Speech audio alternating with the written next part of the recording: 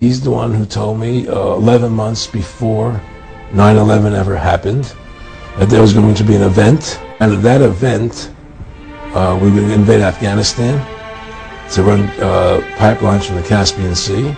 We were going to invade Iraq, to take over the oil fields, establish a base in the Middle East, and make it all part of the New World Order. We've learned that Iraq has trained Al-Qaeda members in bomb making, in poisons, and deadly gases. One of the hardest parts of my job is to connect Iraq to the war on terror. Sure enough, later 9/11 happened, and I remember he was telling me how you're gonna see soldiers looking in caves for people in Afghanistan and Pakistan and all these places, and there's going to be this war on terror, of which there's no real enemy, and the whole thing is a giant hoax, but it's a way for the government to take over the American people. He told you it was going to be a hoax. Oh yeah, there's no question. He says there's going to be war on terror, and he's laughing. Dr. Quigley believes that people should be more familiar with the identities of these clever banking dynasties. They include such names as Baring, Ambrose, Lazard, Erlanger, Warburg, Schroeder, Seligman, the Spires, Mirabeau, Mallet, Fuld, and above all, Rothschild and Morgan.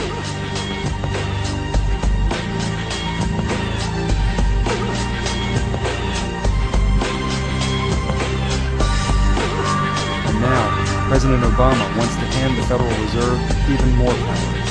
I am proposing that the Federal Reserve be granted new authority and accountability for regulating bank holding companies and other large firms who pose a risk to the entire economy in the event of failure.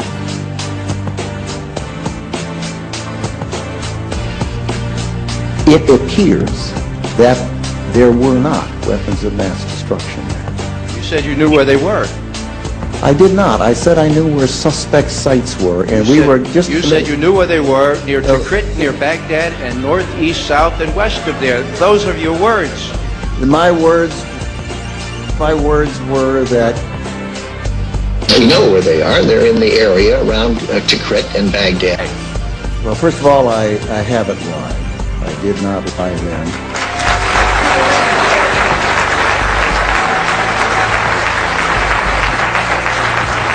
Those weapons of mass destruction got to be somewhere.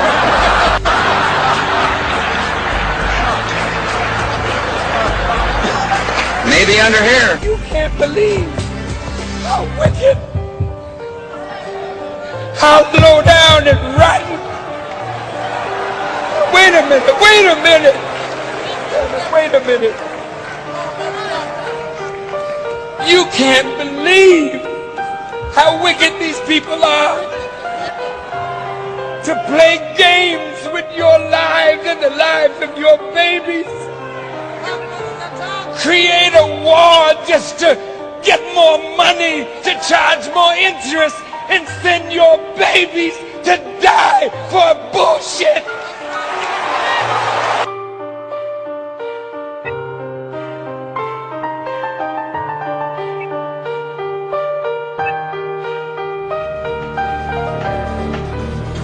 Don't be frightened for me. You better be frightened for yourself. Because some stuff is going down in America right now as we speak. That all our lives are in danger right now.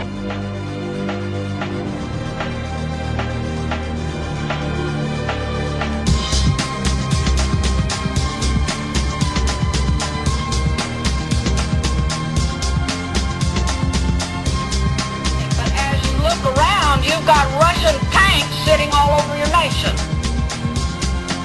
What is going on? You have Russian troops here. You have Russian missiles here. You are communistic. Your enemy came, saw, and conquered you. You've been had. But they've never been able to finally, completely take away the Constitution. And I still marvel as I watch the thought with Debbie Kidd going to Washington. And now you're going to have Linda Thompson going as the Adjutant General. Get your guns and come with me. Good grief. Insurrection is not even a good word to use. It is so minor. What do you think you will gain? Use your heads. Use your brains. Start another nation. What is magic about Washington, D.C.? It is the most corrupt, vile place on this beautiful continent. You, the people, go start yourself a nation.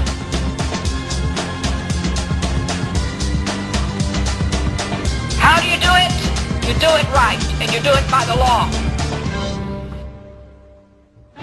The Constitution was written very precisely to restrain the power and force of government and to protect the liberties of each and every one of us.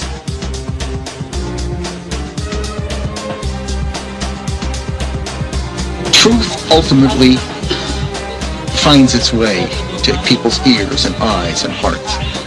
And I don't worry about that over the long term. Mr. Secretary, what exactly was the connection between Saddam Hussein and Al-Qaeda? I tell you, I'm not going to answer the question. Another Downing Street memo. The British Prime Minister quoted as saying in return he was solidly with the President. Also reported that Mr. Bush even proposed to send American planes over Iraq painted in UN colors to try to provoke Saddam Hussein into firing on them.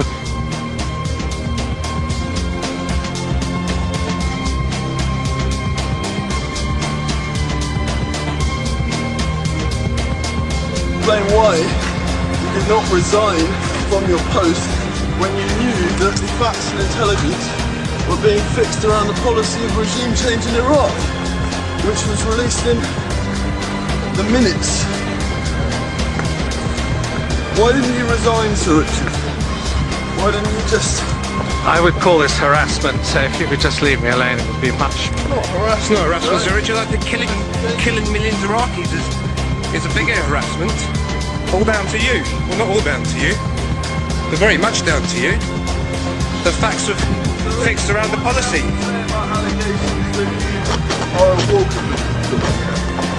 Is that slander, Sir Richard, if we say you're a war criminal?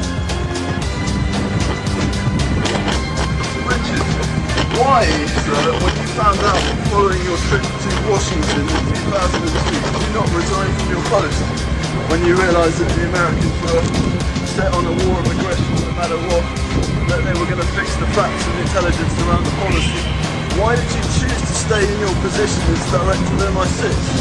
Why did you not resign at that moment, sir, when you knew that it was a false war, it was an illegal war? What about the millions of dead Iraqis, Sir Richard? How do you sleep at night? How do you sleep at night? Every life is as valuable as another. Every child is precious. In fact, I think we should citizens arrest you, sir. This is